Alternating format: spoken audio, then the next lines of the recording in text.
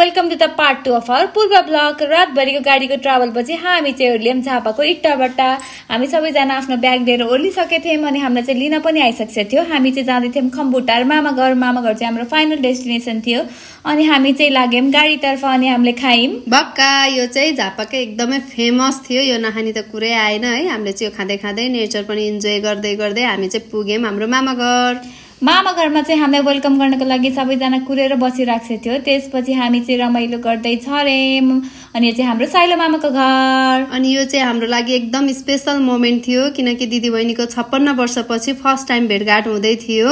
यो पल चाहिँ एकदम अविस्मरणीय थियो।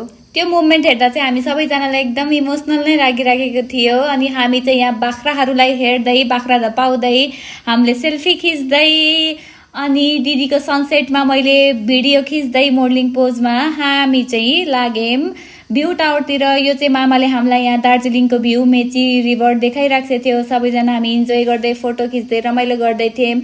यो चाहिँ हाम्रो ग्रुप फोटोमा चाहिँ मामा सानीमा सबैजना भइसिन्थ्यो अनि हामी चाहिँ लाग्यौँ साँझ परिसकेको थियो घरतिर लाग्यौँ जङ्गलको भ्यू हेर्दै रमाइलो गर्दै वनहात्तीको डर देखाउँदै। यो चाहिँ वनहात्तीले बनाएको हाम्रो पहिरो अनि त्यसपछि वनहात्तीको डर देखाउँदै हामी चाहिँ लाग्यौँ घरतिर अनि हाम्रो होइसिन्छ हाम्रो यहाँ ठुलो माइजू होइसिन्छ। ठुलो माइजूले चाहिँ हामीलाई एकदम रमाइलो पनि गरिरहेको थियो, एकदम फन लभिङ होइसिन्छ हाम्रो ठुलो माइजू।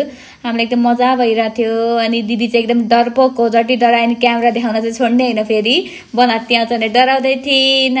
अनि यो चाहिँ दिदीले फर्स्ट टाइम सुपारीको बोर्ड देखेको अरे अनि सुपारीको बोर्ड देखाउँदै हिँड्थ्यो। अनि त्यसपछि साँझ पर्यो, साँझ चाहिँ हामीले खायौँ खाना, एकदम मिठो डिलिसियस अर्ग्यानिक खाना थियो गाउँघरको।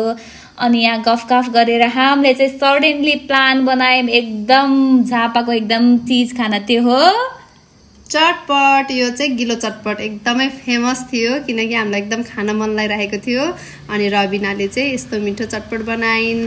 स्पेसली थ्याङ्क्स टु रबिना र प्रणिता यो चटपटको लागि चाहिँ। चटपट चाहिँ एकदम मिठो थियो, सबैजना भइसिन्थ्यो अनि हामीले रबिना दिदीले एकदम चटपटको गिलो सस एकदम हालिराखेको छ सलल्ला पारेर अनि हामीलाई चाहिँ कतिखेर खान जस्तै भइसक्यो। चटपट एकदमै टेम्पटिङ पनि देखिरहेको थियो अनि हामीले चाहिँ सबैजना मिलेर चटपट चाहिँ एकदम झटपट पारामा खायौँ, रमाइलो गऱ्यौँ, सबैजना गफ पनि गऱ्यौँ। अनि त्यसपछि चटपट अनि रात परिसकेको थियो। रात परिसकेपछि हामी सुत्न गयौँ। Stay tuned for part 3 guys.